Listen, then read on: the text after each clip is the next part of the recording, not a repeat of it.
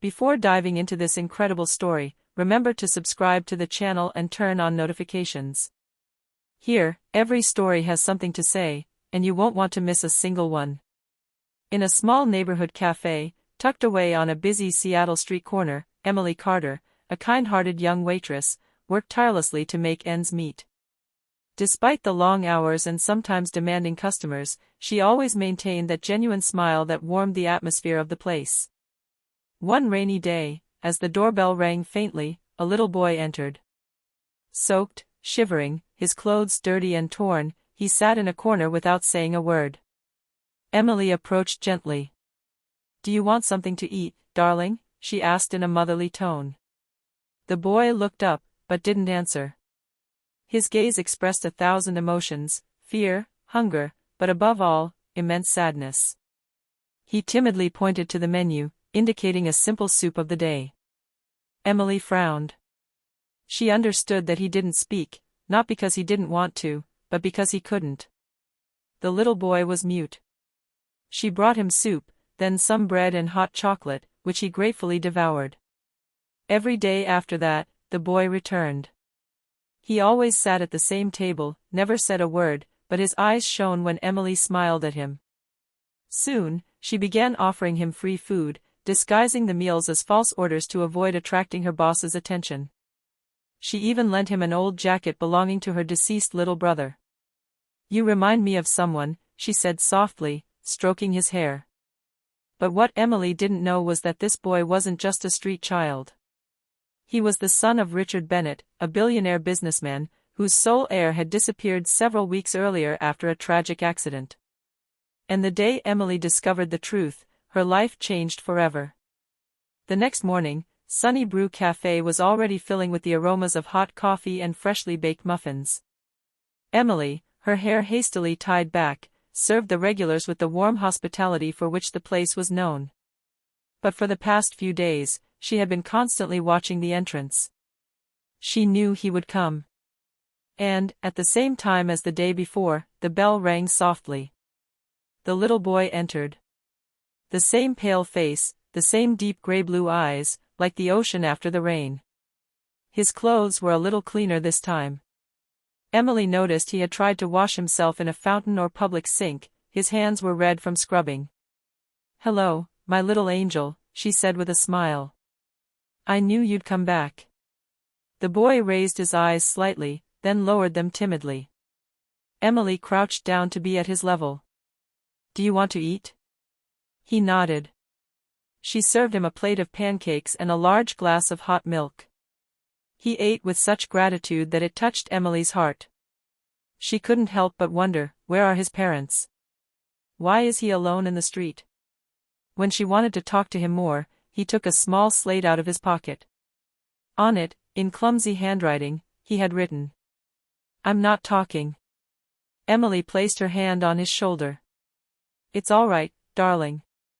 You don't need to speak for me to understand you." From that day on, a silent bond formed between them. She affectionately called him Evan, because he refused to write his real first name. Every afternoon, she would save him a plate of food, sometimes a wrapped sandwich for later. Sometimes, she would read him stories aloud. He would listen attentively, his eyes sparkling with emotion. One evening, as she was closing the cafe, she found him sitting outside, shivering in the rain. "Evan," she cried, running towards him. She placed her jacket over her shoulders. "You sleep outside? You have nowhere else to go?" The boy shook his head. His eyes filled with tears. Emily felt a lump form in her throat. She didn't have much money, but she couldn't leave a child sleeping in the cold. "Come to my place tonight, okay? You'll be warm." The little boy nodded his head. That evening, in her small, modest apartment, Emily ran him a hot bath, lent him an oversized pair of pajamas, and tucked him into bed on the old sofa. Before falling asleep, he handed her a sheet of paper. "Thanks." Emily's eyes filled with tears. She had never had a child, but at that moment, she vowed to protect this little boy, no matter the cost. What she didn't know was that somewhere, in a vast mansion north of the city, a rich and broken man was staring at a photograph of a missing child. And this child had exactly the same gray-blue eyes as Evan. Several kilometers from Emily's small apartment, in a vast house surrounded by immaculate gardens, Richard Bennett stared at a file on his desk. His face, etched with the marks of sleepless nights, betrayed a profound grief. The photograph stapled to the cover showed a smiling little boy, Noah Bennett, his son who had been missing for 3 weeks. The billionaire had hired the best detectives in the country. Posters were plastered all over the city, drones had flown over the wooded areas, and the media were still broadcasting the appeal for witnesses. But no solid leads. Nothing. Total silence. "Mr. Bennett," said his butler, entering discreetly. "We still have no news. The police think the boy may have gotten lost, or been kidnapped." Richard clenched his fists. "My son has not been kidnapped. He is alive. I would know if he were not." He looked at the photo again, the same gray-blue eyes, that gentle, slightly dreamy gaze. Since his wife's death 2 years earlier, Noah was all he had left. He blamed himself for leaving his son alone that day, even for just a few minutes. Meanwhile, Emily was preparing breakfast for Evan. "Here, my love, have some eggs and orange juice." The boy wrote on his small slate. "Thank you, Emily. You're kind." Those simple words made the young woman's heart beat a little faster. She had grown deeply attached to him. And yet, something inside her told her that this child carried a heavy secret. One afternoon, while they were walking in the park, Emily noticed a notice board covered with missing persons posters.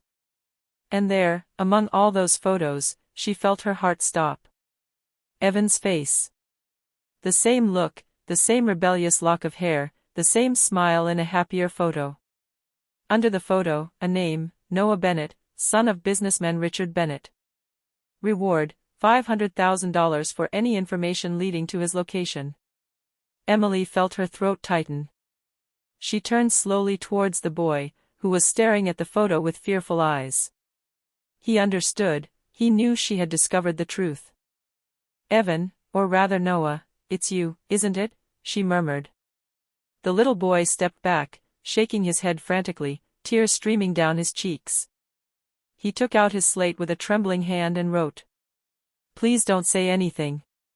Emily froze. Why would he be afraid to find his father? Why run away from a life of wealth? That same evening, she didn't sleep. Her mind kept racing. What if this father wasn't who he seemed to be? What if the boy had run away for a reason? But the next day, his cafe received an unexpected visitor.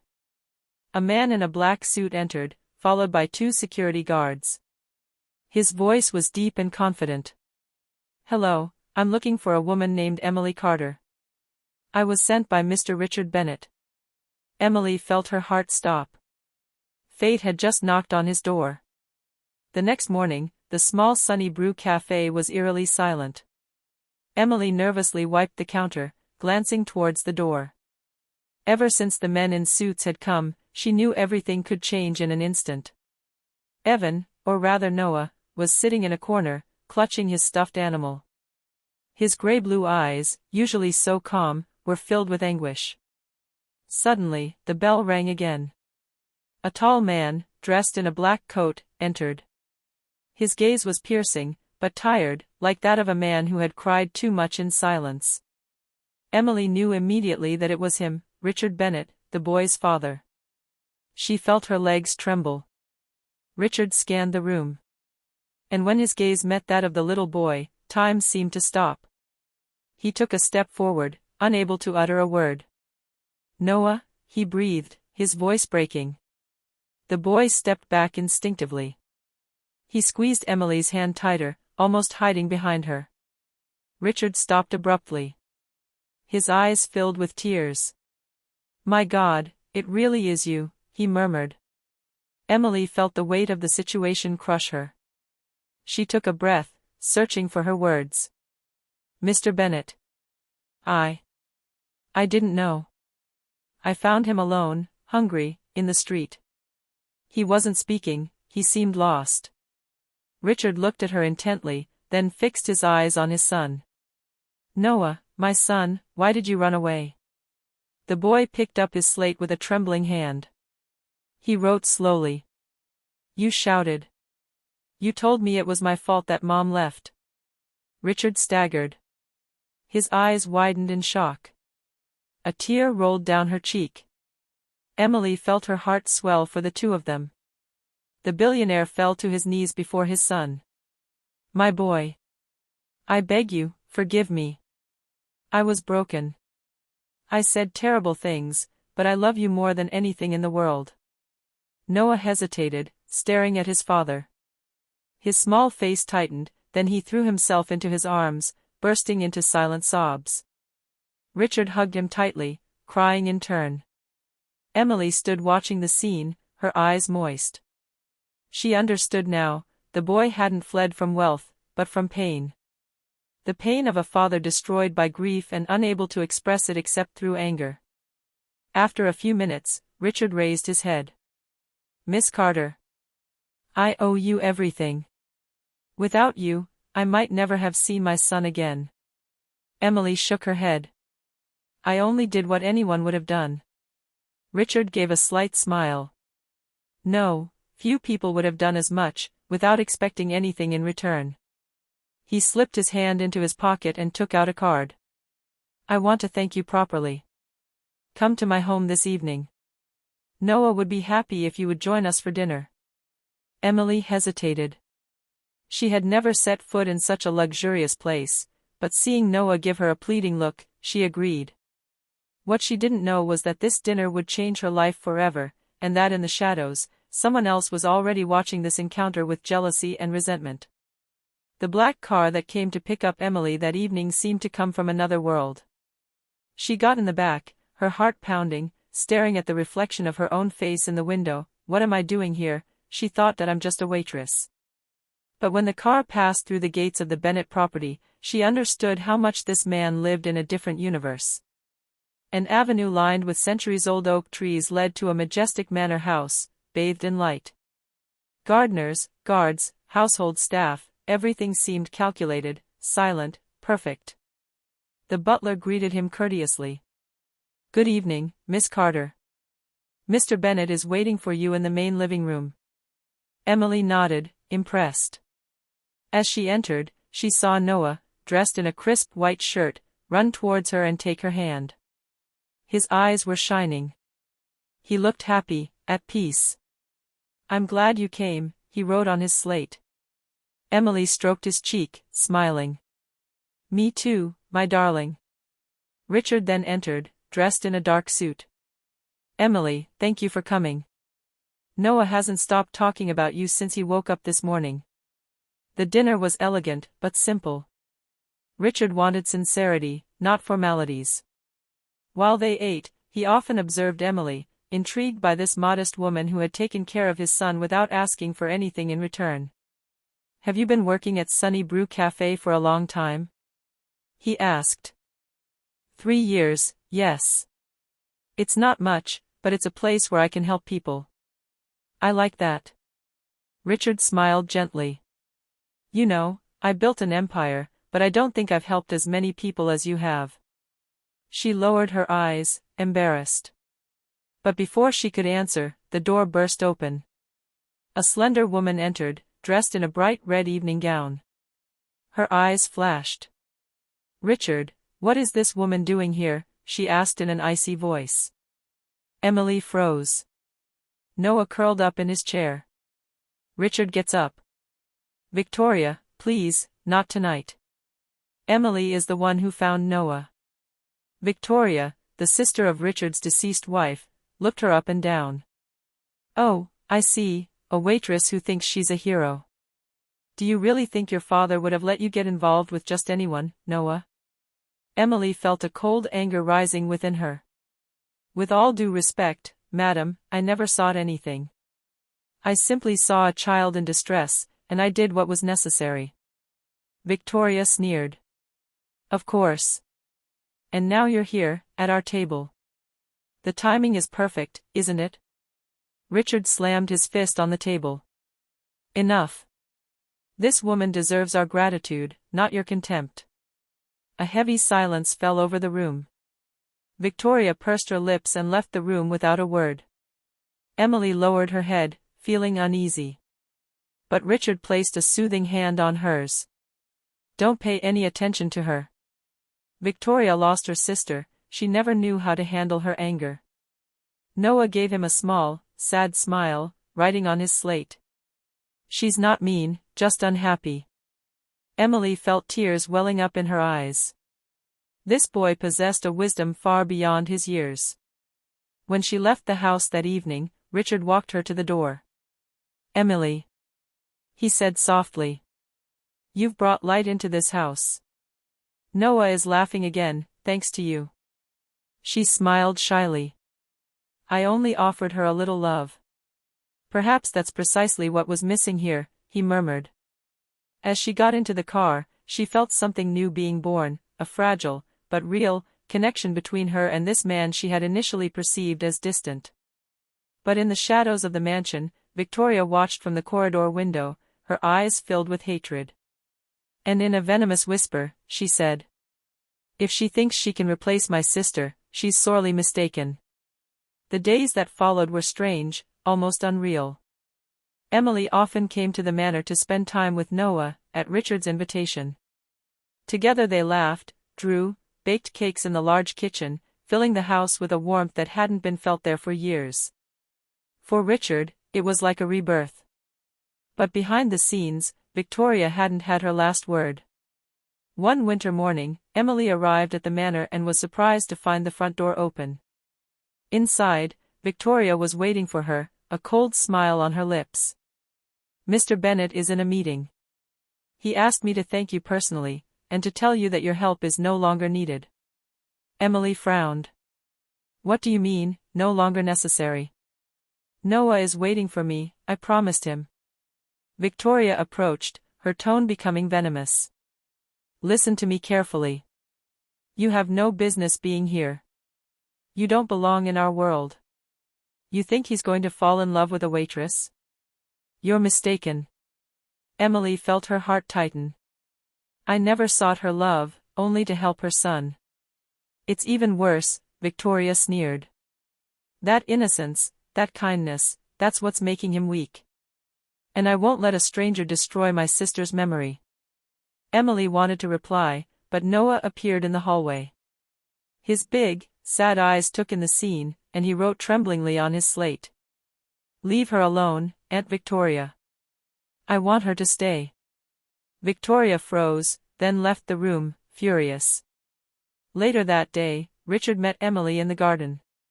He had learned what had happened. I'm sorry, Emily. Victoria crossed the line. She lowered her eyes. I understand her pain. But I don't want to be the cause of conflict in your family. Perhaps it would be best if I left. Richard remained silent for a moment, then said softly. You're already part of this family. Noah loves you like a mother. And me. He paused. I think I'm starting to like you too. Emily looked at him, moved, unable to speak. A light wind swept through the garden, carrying away the last of the autumn leaves. Noah then approached, holding a piece of paper on which he had written. Dad, you're finally smiling. This simple sentence melted the two adults' hearts. Richard hugged his son tightly, then took Emily's hand. Please stay. Not for me, for us. She hesitated, her heart pounding, then nodded, smiling through her tears. Okay. I'll stay. Sunny Brew Cafe no longer existed. In its place, a smaller, more spacious establishment had opened, funded by the Bennett Foundation. A bronze plaque on the front of the building read, The Little Light Cafe, inspired by a boy with a big heart. Inside, Noah, now healed from his traumas, helped serve customers with a smile. Emily ran the place with passion, while Richard often came to lend a hand, far from his business world.